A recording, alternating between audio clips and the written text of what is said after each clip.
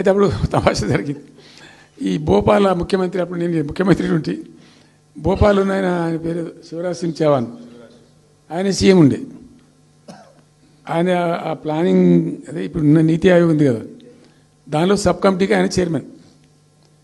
నేను భోపాల్లో పెడతా బాయ్ సాబ్ జర వచ్చిపోను అని ఖచ్చితంగా ఊరికే బతిమాలితే ఫోన్ల మీద ఫోన్లు చేస్తే ఏం భోపాల్ లేవా మీరు చూసుకొని అంటే, లేదు సార్ నువ్వు తప్పకుండా రావాలంటే సరే అని పోయినండి. అయితే ఆడొక ఇండస్ట్రీ మినిస్టర్ ఉంది, వాళ్ళ గవర్నమెంట్కి ఉంటారు కదా మధ్యప్రదేశ్కు. ఆమె వచ్చి నీ కొడుకు వచ్చి బాగా ఆగమాగం చేస్తానండి మమ్మల్ని అంటే, ఎందుకు చేస్తానమ్మంటే ఆయన అదొకటితోటి మాట్లాడి ఎక్కువ చేసుకుంటుండే బాగా అంటే, నువ్వు కూడా దాంట్లో గట్టిగా చెయ్యి. ఆమె వసుంధర రాజే చెల్లెలు, ఆమె పేరు యశోధర రాజేనా ఏదో అన్నది. అంటే నేను అంతకుముందు ఒక కొద్ది రోజుల ముందే నేను భోపాల్ పోవడానికి ఒక దాదాపు 2-3 months బిఫోరే మోడీ గారు వచ్చిండు. అక్కడ వచ్చి 14 లక్షల కోట్లకు ఎంఓయూ చేసి పడేసారు.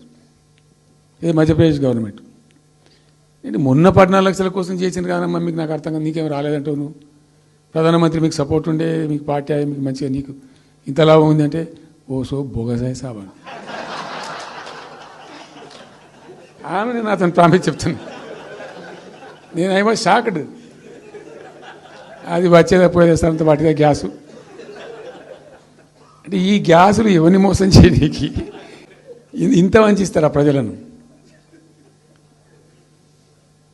నికరంగా వస్తే పెట్టుబడులు రావాలి కదా, కనబడతాయి కదా.